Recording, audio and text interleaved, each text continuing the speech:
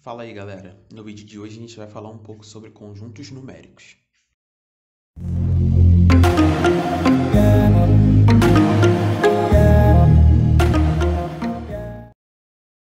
Entre os conjuntos numéricos existentes, a gente tem os naturais, os inteiros, racionais, irracionais, reais e complexos. Complexos, a gente tem bastante assunto para falar sobre complexos, então a gente vai ver mais aprofundado em breve num vídeo próprio para complexos, certo? Para a gente ter uma melhor compreensão sobre o assunto, é importante que a gente entenda o significado da propriedade do fechamento. Então, um conjunto é fechado em relação a uma determinada operação se quaisquer que sejam os elementos do conjunto a ser operados, o resultado pertence ao conjunto. Então, por exemplo, a soma de dois números naturais é sempre um número natural. Logo, os naturais são fechados em relação à adição. Entretanto, na subtração de dois naturais, nem sempre a gente chega em um natural também. Então, os naturais não são fechados em relação à subtração.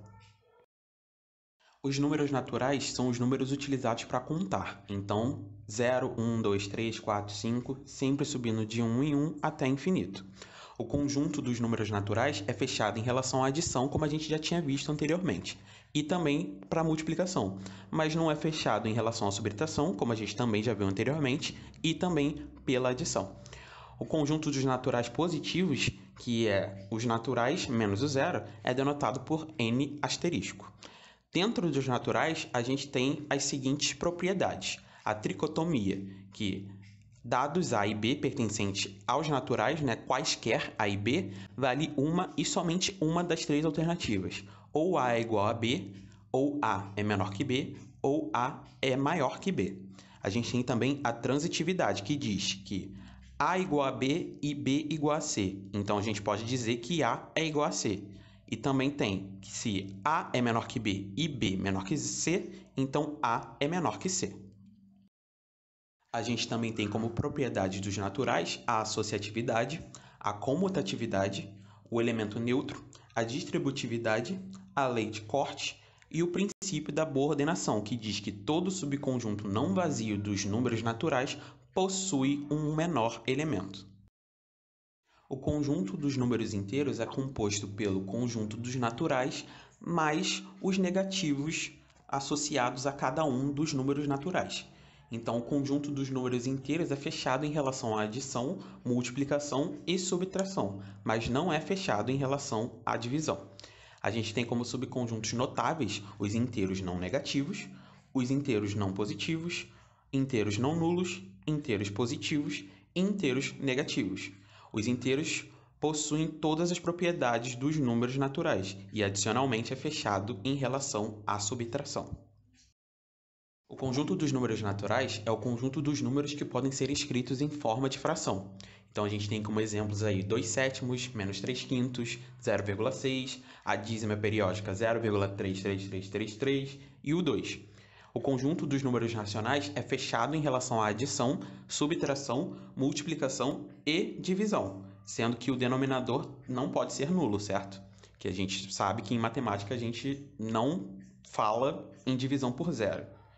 Então, nesse conjunto, a gente encontra inteiros, frações, decimais exatos e dízimas periódicas.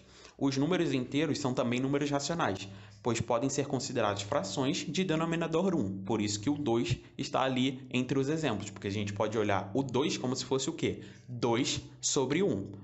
Não são números racionais as dízimas não periódicas, pois não podem ser escritas sob forma de fração. No conjunto dos racionais, são adotadas as seguintes definições e operações: igualdade, adição, multiplicação e divisão. O conjunto dos números reais é a união do conjunto dos números racionais com o conjunto dos números irracionais, que são as dízimas não periódicas.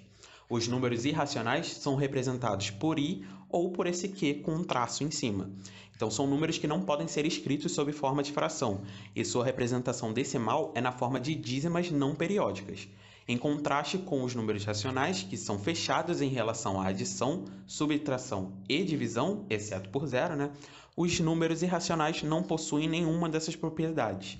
Entre exemplos de números irracionais, a gente tem raiz de 2, raiz de 3 e π.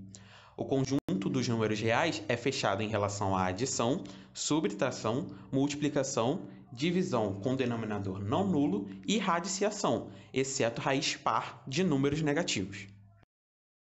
Agora que a gente já conhece todos os conjuntos numéricos possíveis, a gente pode estudá-los na forma de diagrama, incluindo o conjunto dos complexos. Então, depois da gente ter visto isso, a gente pode afirmar o quê? Que os números naturais estão contidos dentro dos inteiros, que estão contidos dentro dos racionais, que estão contidos dentro dos reais, e a gente não tinha visto, mas todos os outros conjuntos estão contidos dentro do conjunto dos complexos. Mas isso aí é assunto para um próximo vídeo, certo?